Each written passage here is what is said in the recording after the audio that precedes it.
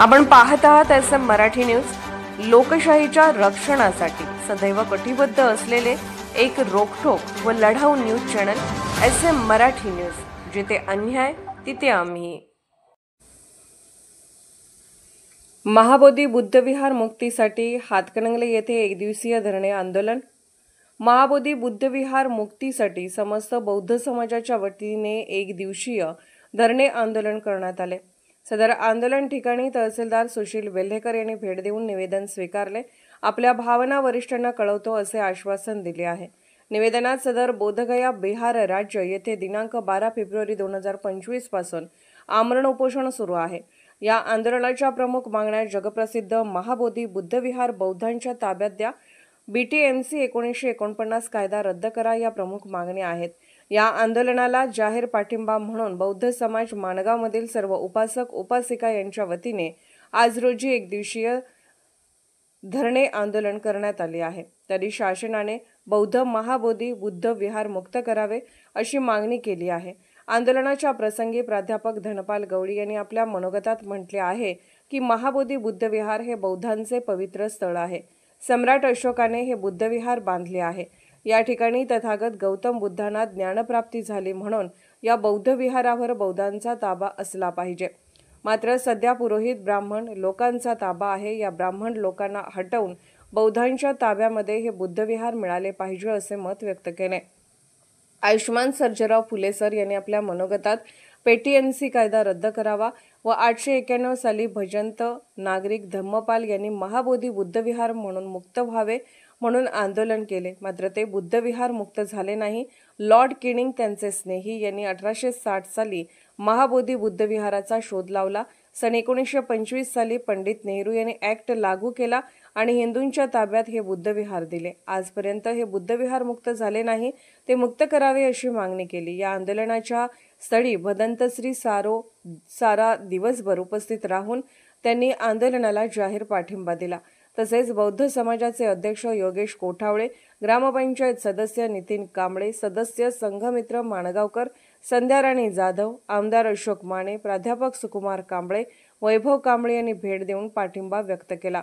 अनिल कांबळे, माणगावकर, सर्जेराव फुले, अशोक कांबळे, माजी ग्रामपंचायत सदस्य भारत जमने, कुंभोज रुकडी ग्रामपंचायत सदस्य JK गायकवाड, सुहास लाडवडेकर, पत्रकार सागर जमने, शामराव कांबळे, गीता चव्हाण, भिकाजी शिगे, नंदकुमार शिंदे, बाबासो सनदी, बाळासो कांबळे, अमर कांबळे, चंद्रकांत सूर्यवंशी अतिग्रे, शामराव कांबळे पेंटर, गौतम दिवान आळते, मुरलीधर कांबळे तसेच हातकणंगले तालुक्यातील बौद्ध उपासक उपासिका मोठ्या संख्येने उपस्थित होते आणि या सर्वांनी या धरणे आंदोलनाला जाहीर पाठिंबा दिला आहे। सर्वांना मैत्रीपूर्ण जय भीम। आज आपण बुद्धगया मुक्ती आंदोलना संदर्भात आपण जे व्यापक हे केले धरणं आंदोलन केले, त्या धरणं आंदोलनात ज्यावेळेस बाबासाहेबांनी माणगाव परिषदेला जी 22 मार्चची परिषद घेतली, त्याच पद्धतीनं पहिली सुरुवात माणगावमधून झाली। त्याबद्दल मी माणगावकरांचं जे आलेले जे भीमानुयायी आहे त्यांचं मनापासून अभिनंदन करतो की आपला धम्म बोधगया मुक्ती यशस्वी होईल, यात काय तील मात्र शंका नाही। पण ज्या बामणाने जिथं पाय जागा मिळेल तिथं पाय पसरायचा जे प्रयत्न केलात, हे बुद्धगया ही बुद्धांची पवित्र भूमी आहे आणि इथून जे लाखो अनुयायी बुद्धगयाला येऊन नतमस्तक होतात। देश विदेशातून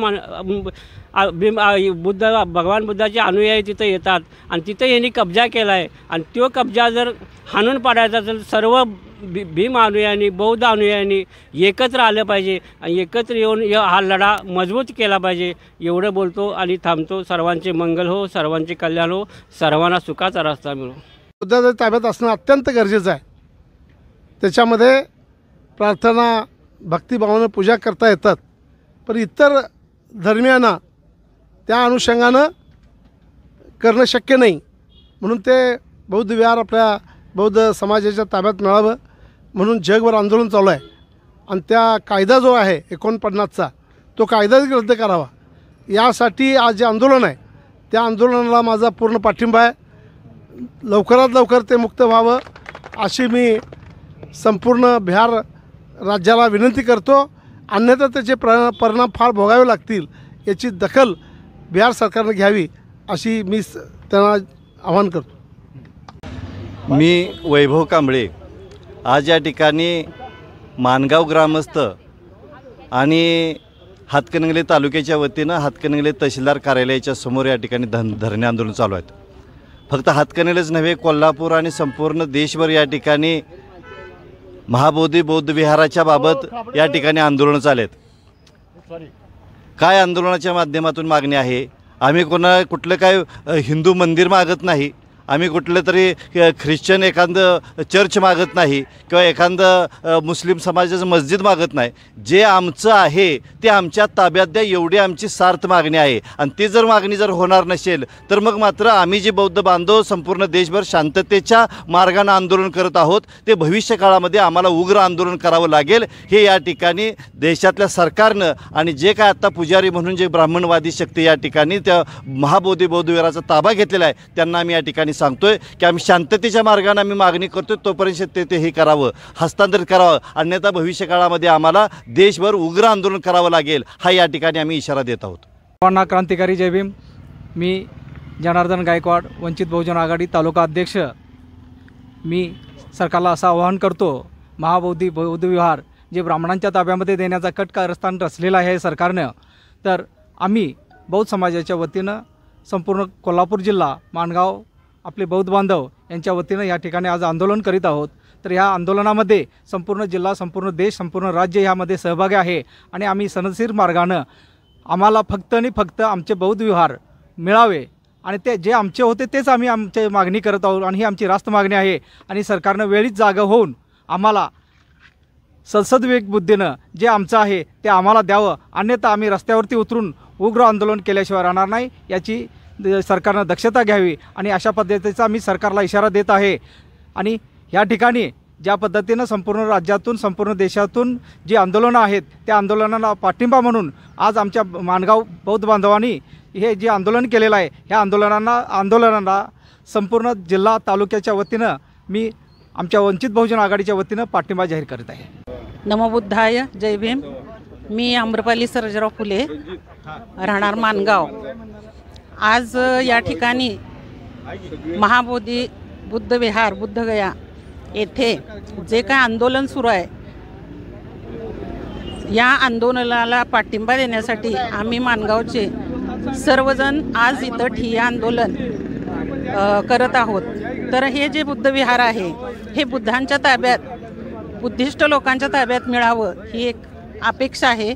आणि सरकारने हे लवकरात लवकर बुद्धिस्ट लोकांच्या ताब्यामध्ये द्यावं ही एक इच्छा व्यक्त करून शासनाला माझी एक विनंती आहे की सर्व धर्मस्थळं ज्या त्या धर्मामध्ये दिली जातात, तर हे बुद्ध विहारच का नाही देत? तर त्यासाठी आमचा हा पाठिंबा किंवा सपोर्ट कायमस्वरूपी राहील जोपर्यंत हे बुद्ध विहार आमच्या ताब्यामध्ये येत नाही तोपर्यंत. धन्यवाद. सविनय जय भीम. जगाला शांतीचा मार्ग देणारे महाकारुणी सिद्धार्थ गौतम बुद्ध ज्यांना ज्ञानप्राप्ती झाली आणि ज्या ठिकाणी त्यांचा जन्म झाला असे बुद्धविहार, महाबोधी विहार हे बिहारमध्ये आहे. आणि ते बिहारमध्ये जे बुद्धविहार आहे ते या मनुवादी विचारधारेच्या लोकांच्या ताब्यामध्ये आहे. आणि ते मुक्त करण्यासाठी आज आमचे श्रद्धेय प्रकाशदादा बाळासाहेब आंबेडकर, वंचित बहुजनाचे सर्व आणि डॉक्टर बाबासाहेब आंबेडकरचे नातू प्रकाश आंबेडकर साहेब हे अहोरात्र प्रयत्न करत आहेत.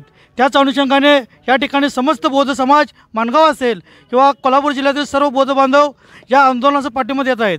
मी जाता जाता एवढाच इशारा या सरकारला देऊ इच्छितो की तुम्ही ज्या बुद्धांच्या नावाने, विचाराने या जगामध्ये जाऊन जे आर्थिक उलाढाल करता, त्या आर्थिक उलाढालाचे ज्यावेळी तुम्हाला बुद्ध चालतात तर ते बुद्धांचं मंदिर, विहार हे बुद्धांच्या ताब्यामध्ये मिळालं पाहिजे.